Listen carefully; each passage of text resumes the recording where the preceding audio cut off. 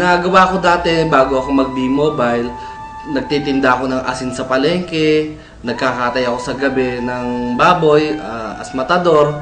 Then pagka may mga opportunities na may magpapagawa ng bahay, nagko-construction ako para maibsan ko yung pangangailangan. Lalo na may 3 akong anak, hindi ganun kadali ang kumita ng pera sa Pilipinas.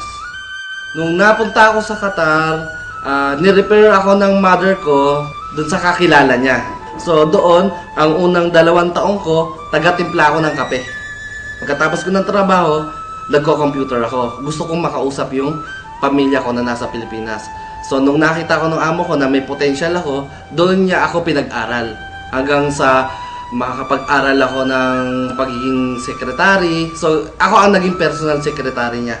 Nalaman ko ang B-Mobile nung nakita ko yung link sa YouTube. Naghahanap ako ng extra income talaga.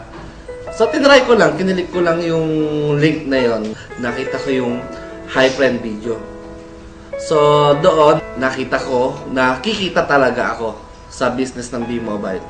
So nung nagtatrabaho ako as secretary, nakakita ko ng chance na gawin ng B-Mobile. So imbis na sa Facebook, nagpo-posting ako ng ito ang kinain ko sa umaga, ito kinain ko sa gabi, ito yung pinuntahan namin nung araw na yon, pinalitan ko ng business, yung B-Mobile. In-endorse ko siya, inaral ko siya. So maganda naman yung naging kinalabasan sa akin. Kahit na galing ako sa trabaho, tuloy-tuloy pa rin yung paliwanag ko, kahit madaling araw, number 1 na kalaban is yung puyat. Pero binaliwala ko yon kasi nga, nalilibang ako sa ginagawa ko. Target ko talaga, mawala yung homesick ko dahil gusto ko na umuwi. Gusto kong makasama yung pamilya ko. Sa una, nahihirapan ako kasi wala namang trabaho madali.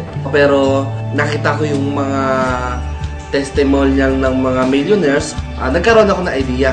Ang sabi ko, hindi pala totoong mahirap si B-Mobile. Madali lang siyang gawin. Basta pag kinopya mo yung mentors mo, dumadali yung trabaho. Ito yung tinatawag namin copy business.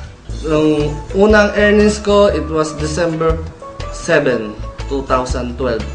Ang unang check ko, tinrabaho ko siya ng 3 months, 100,000 first check ko. Nung umuwi ako sa Pilipinas, bilang OFW, ang naiwi ko lang noon is 5,000.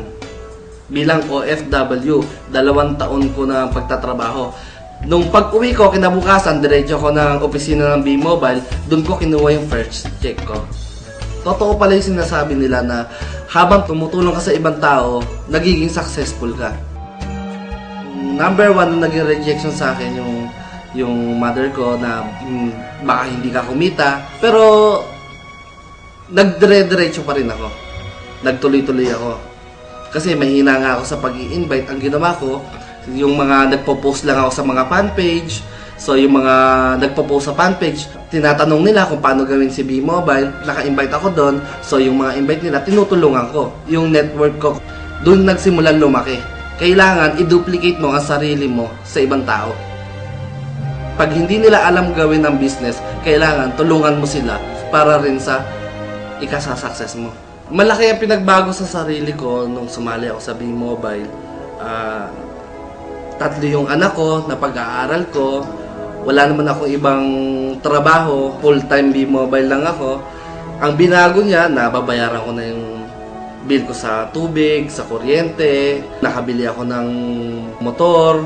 Nakabili ako ng owner. Mapapayo ko sa mga members ko, kailangan tuloy-tuloy lang sila. Kung baga, wag silang magkukwit, number 1. Natural sa tao yung panghinaan ng loob. Pero yung magkukwit ka, panghabang buhay mo nang dadalhin yan. Pag ikaw ay sumali sa B-Mobile, ibig sabihin may pangarap ka. Kung ikaw ay walang pangarap, huwag mo nang gawin ang business na to. Sa lahat ng gustong sumali, subukan nyo lang, hindi naman masama. Copy business lang, kopyahin nyo lang kung ano yung ginagawa ng apply nyo. Wala namang ibang pupuntahan kundi success pa rin. Sa nag-invite sa akin, kundi dahil sa kanya, hindi ko makikita tong business na to. Maraming salamat sa iyo dahil malaki talaga ang binago ng B-Mobile sa buhay ko.